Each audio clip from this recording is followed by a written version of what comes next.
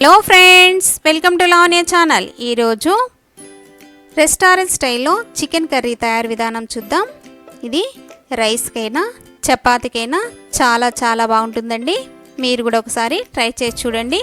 ముందుగా స్టవ్ వెలిగించి ప్యాన్ పెట్టుకొని 4 ఒట్టిమిరపకాయలు, కొన్ని మిరియాలు, అలాగే ముంతమామిడిపప్పు కొన్ని వేసుకొని కొద్దిగా దోరగా వేయించుకోవాలి. ఈ విధంగా వేయించుకున్న తర్వాత స్టవ్ ఆఫ్ చేసి చల్లారిన తర్వాత మిక్సీ పట్టుకుందాం. ఇలా మిక్సీ జార్లో వేసుకొని మిక్సీ పట్టుకుంటున్నాను. ఈ విధంగా మిక్సీ పట్టిన తర్వాత 3 పెద్ద సైజు టమోటాలు తీసుకొని అవి కట్ చేసుకొని ఇలా జార్లో వేసుకొని ఈ విధంగా పట్టుకున్నానండి. మిక్సీ పట్టాను.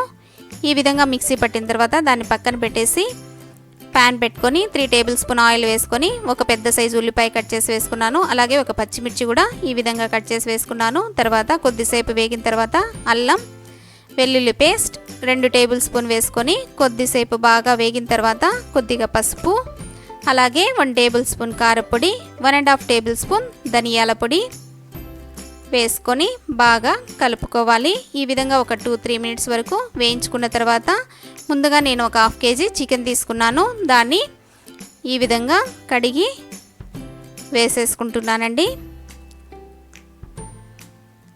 ఇలా చికెన్ అంతా వేసేసుకొని ఒకసారి అంతా ఈ విధంగా కలిపెట్టుకోవాలి.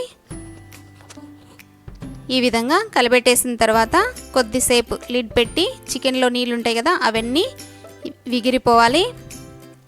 ఎగిరిపోయిన తర్వాత చూడండి ఇలా వాటర్ అంతా అబ్జర్వ్ అయిపోయింది. ఈ విధంగా వచ్చేంత వరకు వేయించుకొని ముందుగా మనం ప్రిపేర్ చేసుకున్న ఈ మసాలా టమోటా ప్యూరీ ఉంటుంది కదా అదంతా వేసేసుకుంటున్నాను. ఈ చికెన్లో వేసేసుకొని బాగా కలిపెట్టుకుందాం. ఈ విధంగా అంతా ఒకసారి కలుపుకున్న తర్వాత మళ్ళీ ఒకసారి లిడ్ పెట్టేసి ఒక 3 మినిట్స్ వరకు మీడియం ఫ్లేమ్లోనే ఉంచేసి తర్వాత తీసేసి చూద్దామండి. 3 నిమిషాల తర్వాత చూడండి ఇలా ఉడికింది. ఈ విధంగా కుక్ అయిందండి. తర్వాత కొద్దిగా వాటర్ యాడ్ చేసుకుందాం. కొద్దిగా వాటర్ యాడ్ చేసేసి మళ్ళీ ఒక్కసారి ఈ విధంగా కలిపేసి మళ్ళీ ఒకసారి లిడ్ పెట్టి మరో 3 నిమిషాల తర్వాత మీడియం ఫ్లేమ్లోనే పెట్టి ఉడికించుకుంటున్నాను. ఈ విధంగా మళ్ళీ ఒకసారి ఈ విధంగా కలుపుకోవాలి. కొద్దిగా కసూరి మేతిని తీసుకొని ఈ విధంగా నలిపేసి వేసేసుకోవాలి. నలిపేసి వేసేసి మరొక 2 మినిట్స్ వరకు బాగా కుక్ చేసుకోవాలి. మీడియం ఫ్లేమ్లో పెట్టుకొని కుక్ చేసుకోవాలండి. ఇలా చికెన్ కర్రీలో ఆయిల్ అనేది పైకి వచ్చేంత వరకు ఉడికించుకోవాలి. స్టవ్ ఆఫ్ చేసేసి సర్వింగ్ బౌల్లో సర్వ్ చేసుకుందాం. రెస్టారెంట్ స్టైల్లో చికెన్ కర్రీ రెడీ అయిపోయింది.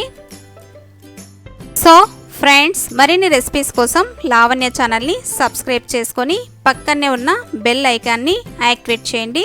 Thank you for watching.